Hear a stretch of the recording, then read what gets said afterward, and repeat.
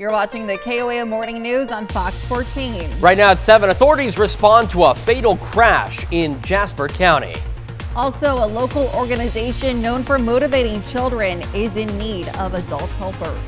And we've got some dense fog. Not seeing it in the Pittsburgh area, but it is still foggy up there. We'll have a look at that, plus your forecast to get you out the door coming up. The 4 states' most watched news starts now. Well, good morning and welcome to the KOAM Morning News on Fox 14. I'm Elise Snowy. And I'm Chris Warner. It is just after 7 o'clock on this Christmas Day morning. Merry Christmas, happy holidays. Yes, Merry Christmas. Whatever it is you may be celebrating, we are certainly glad you have taken time to join us for a little bit this morning, because we are jolly as jolly gets. Right now. That was a little scary, but jolly nonetheless. So. But we are so jolly, and you'll be jolly too. All right, we're bringing the jolly, and in all honesty, though, all honesty, there's too much jolly happening. There's an organization in the area that does need some help from some jolly folks. Absolutely. An organization that helps provide role models for kids in our community needs volunteers. The Big Brothers Big Sisters organization in Pittsburgh says it's not just a problem during the holiday, but throughout the year and in many communities. And the volunteers are called Bigs, and a bunch of them got together in Pittsburgh to share lunch, games, and stories. KOAM's Lonnie Walton talked to them about what motivates them to help. We're definitely in the double digits of kids who are on our waiting list. Madison Renfro is the one who helps you get matched to a little, or may I say, a youth in need. She says she has plenty of kids to go around, but the need for more bigs is an issue. We can get a bunch of kids in our system and on the waiting list, but there's nothing we can do until we have volunteers. Speaking of volunteers, Paula Siebert is a volunteer. Actually, she's been a volunteer for more than 9 years, making her one of the longest running volunteers on the team. Her little, now in high school, met when she was only 3. She's just always been a lot of fun. We've always spent time crafting and playing games. And like most people, her little faced a few challenges at first. She's opened up about some anxieties, and so we talk about that. It's always, challenging. Bernardo is a busy full-time worker with a child, but he says he has so much love for his little, he makes the time. We like to play sports, so anytime we hang out, we'll try to play soccer or play catch with the football and stuff like that, and you can just tell he really enjoys doing that. Bernardo says this experience has brought out the best of him. He'll also be a better parent, a better mentor for him, and also my son when he gets older. Both Bernardo and Siebert says this experience has changed their lives. Now that she's older, I enjoy getting to know the adult. Most of these kids, all they want is just one person to show up for them. That's all they really want. Reporting in Pittsburgh, I'm Lonnie Walton, KOAM News. Now, Renfro says all volunteers need to be at least 18, and she also asks that they commit to at least 1 year of service. You certainly, you're making a difference for these kids, and so more than a year, like we shared in that story, is even better. And it's not just the holidays. They need that support all year round. So if you can help out, make sure you can volunteer. Certainly so. And if you're heading out this morning, like if you're traveling locally, maybe your family, your friends here in town, you're just going to go meet them for Christmas morning, you need to be prepared for some dense fog. You need to be prepared to slow down for that drive, maybe to take a little longer. We're going to start in downtown Pittsburgh. Excuse me, and I'm going to start to clear my throat here. Fog not... Okay, I've inhaled too much fog, apparently. Fog's not so bad in Pittsburgh, but you can still see we do have some haze out there, some reduced visibilities. But then we head down the road. This is our camera 7th and Rangeline, and somewhere in all this mix is 7th and Rangeline. Denser fog further south, and that's how it is. It's a mix like that, too. So you may travel through an area where visibilities are pretty good, and then all of a sudden that fog thickens up on you. So you need to slow down. Low beams, not your high beams. And especially today, it is better to arrive late than not at all right? And there's something else about the fog I'm going to tell you in just a moment. But here's a look at MoDOT cameras around the metro area. And you can see at 7th and Rangeline, 20th and 32nd, and that fog is dense across the city. Now, despite that, the only dense fog advisories still this morning, Barry and Lawrence counties. I'm not the National Weather Service. I do not put these out. But the wild thing is Barry and Lawrence counties have had slightly better visibility than neighbors to the west. I'm not in charge of this business, but you can see we do have dense fog across the region, significantly reduced visibilities. Iola, Joplin, Carthage, most of Jasper County, and into Newton County as well. So regardless of where you're traveling, just slow down, be careful, watch out there. Now, the thing I wanted to tell you about the fog is it's rare. It happens, but it's rare. It could last as late as noon or 1 o'clock today in some locations. So regardless of when you're leaving, you got to be prepared for that. Outside of the fog, it will be cloudy. Future track, these green splotches you will see. We talked about the possibility of maybe some drizzle or a couple of light showers, brief showers. The green splotches here, where those are more likely to happen. But again, I think most of us will spend the majority of the day dry, with rain chances increasing later tonight. Sitting at 39 in Joplin, 37 in Pittsburgh right now. We've got roughly a 10-degree spread in temperatures. So we got 36 in Yates Center, 44 Bentonville. So we've got mid-upper 30s and then low to mid-40s. Highs today looking to make the upper 40s and low 50s. Again, that fog could last a little longer in some locations. Otherwise, cloudy skies. Rain chances increase tonight into tomorrow. Our weekend looks great, and then 2025 doesn't look so great as we get it started. We'll have all those details for you in just a couple more minutes. Elise? All right, we'll see you soon. Thanks, Chris. Well, one person has died following a rollover car crash yesterday afternoon. Now, the crash happened just south of Apple Road near Fidelity, Missouri, and troopers do say two vehicles were involved, and one of which overturned. Now, the second came to a stop in a parking lot. Troopers also say an adult man has died in the crash. Now, his name has not been released, although next of kin have been notified. We'll have more details on this story as they become available on our website, KOAMNewsNow.com. Authorities in Joplin responded to reports of a crash involving a bicycle yesterday morning. The incident happened just after 6 a.m. on Rangeline. Authorities say a man traveling south on a bicycle was struck from behind by a car. He was rushed to a local hospital but was communicating with EMS. Now, although the bike had light conditions, were wet pavement, light rain, low visibility, and 49 degrees at the time of the crash. And to be the first to see breaking news, weather, and sports, you can download the KOAM News app. It's available free of charge in the Apple App Store and the Google Play Store. Just search for the KOAM News app. Well, volunteers have taken calls from kids all over the world last night as NORAD tracked Santa's sleigh from Peterson Space Force Base in Colorado. The holiday tradition was born decades ago out of a typo in a department store ad. NORAD started tracking Santa in 1955 when a young child dialed the misprinted phone number from a department store advertisement in the local paper. Now, that number dialed the Continental Air Defense Command Operations Center in Colorado. But even though it was a mistake, the Operations Center director assured the youngster that he was Santa. And the current director of operations has some advice for kiddos waiting for St. Nick. Well, I do have a message for them. Go to bed. Like, that is really what you need to do. So Santa, we see Santa delivering presents into homes between 9 o'clock and midnight. So we always say to young children, 8:30 is probably the right time to crawl into bed so that you're fast asleep for 9 o'clock when Santa's by. Because he will, if you're awake, he'll avoid your home. He'll come back later, but you don't really want to put that extra burden on Santa to have to do multiple visits to multiple neighborhoods. And so that's why we like to make sure the kids go to bed early enough. So 8:30 is a good call. Now, they answer around 78,000 calls each year. And those are our top news stories this half hour. Coming up next, Natural Resources Defense Council is gearing up for a second round of lawsuits against the Trump administration. Plus, American Airlines was forced to ground their flights for an hour due to a technical issue. You're watching the KOAM Morning News on Fox 14. Well, topping Nation Watch this morning. A nationwide ground stop for American Airlines flight has been lifted. The FAA issued a ground stop for all American Airlines flights Christmas Eve morning due to a technical issue. American Airlines issued a statement earlier acknowledging the issue and said their teams were working on it to resolve it as quickly as possible. In a statement, the FAA said American Airlines reported a technical issue this morning and requested a nationwide ground stop. The ground stop has now been lifted. Please contact American Airlines for updates. Now, if you have a flight with American Airlines, you are advised to check your flight status on their website. President-elect Trump has promised to drill once he returns to office. Fox News correspondent Dan Springer looks at how the energy business is gearing up for a revival under the new administration.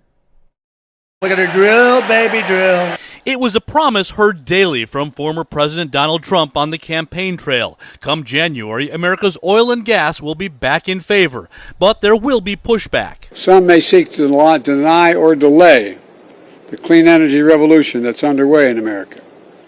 But nobody can reverse it. But reversing the Biden energy policy is exactly what many are expecting. From executive orders walling off drilling on millions of acres of federally owned land and waters to a ban on issuing new permits to export natural gas. If there are some very big actions that are taken almost immediately, and it has that correlating reduction in energy prices, including electricity, the voters, the American people are going to look and say, look, Trump did exactly what he told us that he was going to do. And frankly, we like the results of that. The American Petroleum Institute's roadmap includes repealing tailpipe rules and electric vehicle mandates, as well as restrictive leasing rules and fees on methane, and reforming the permitting system. The vast majority of the people in our country, Democrats, Republicans, Independents, know we got a broken federal permitting system, know it gets gamed by these lower 48 groups that sue at the last minute to delay things. Alaska Senator Dan Sullivan says the Biden administration took 67 actions targeting energy production in his state. He wants Trump to unlock the National Petroleum Reserve and Arctic National Wildlife Refuge. There will be legal fights. We need to stop locking future generations into decades more dependence on the fossil fuels that are driving the climate crisis. The Natural Resources Defense Council is gearing up for a second round against the Trump administration, claiming it sued the first one on average once every 10 days over those 4 years, winning 90% of the time. And so the amount and pace of change on energy policy will largely be sorted out in the courts.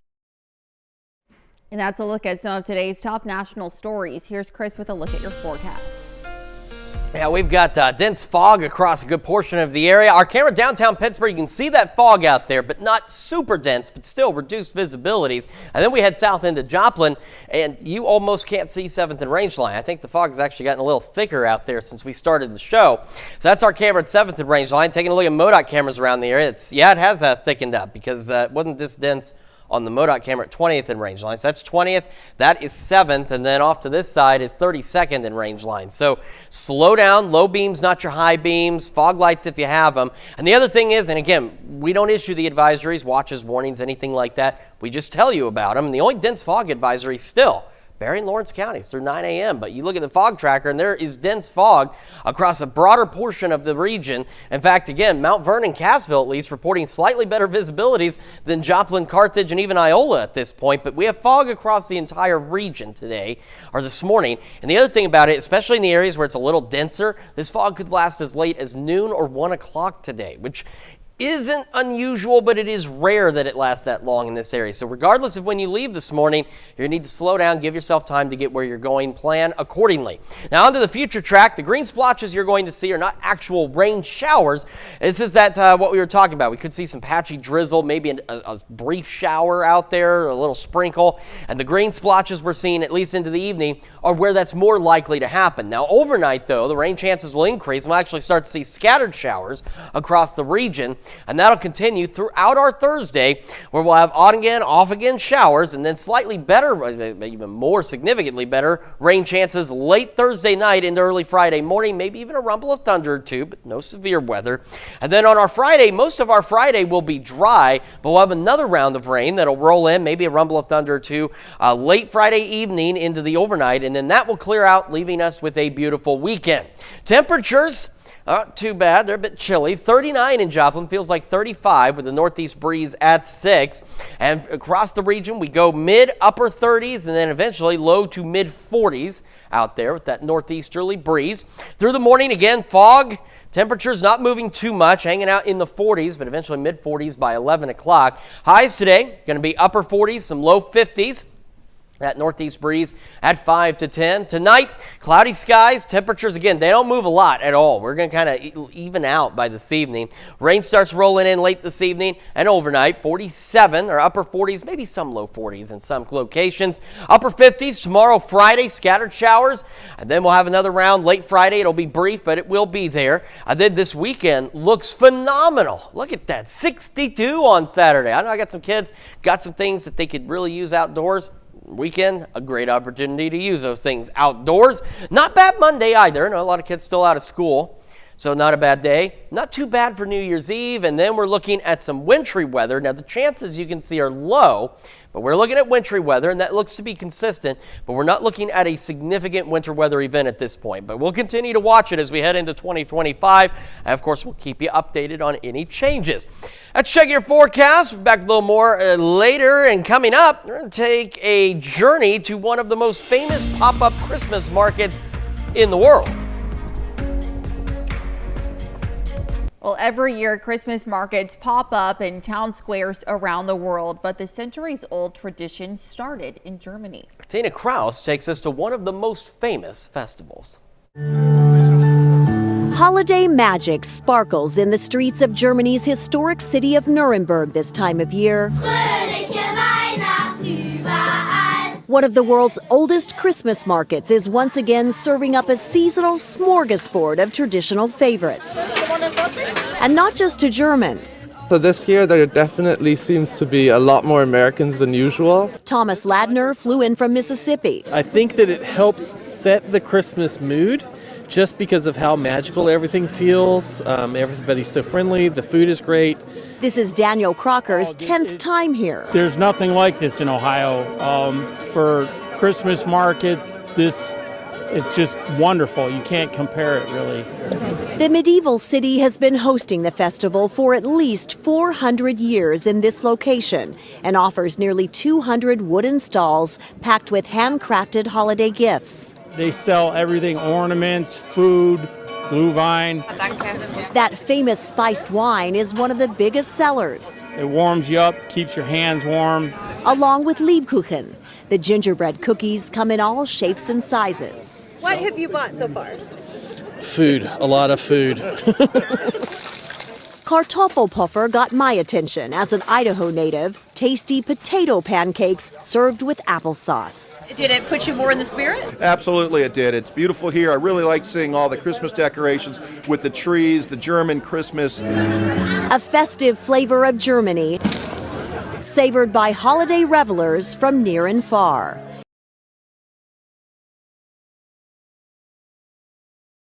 Well, Germany's Christmas markets have become a cultural export, with many cities here in the U.S. hosting their own German-themed festivals. Certainly nothing like the original, of course. I mean, No, it's it looks absolutely amazing incredible. and It's a lot of food, too. Yeah. You don't even have to make Christmas dinner. No. Don't have to do that at all.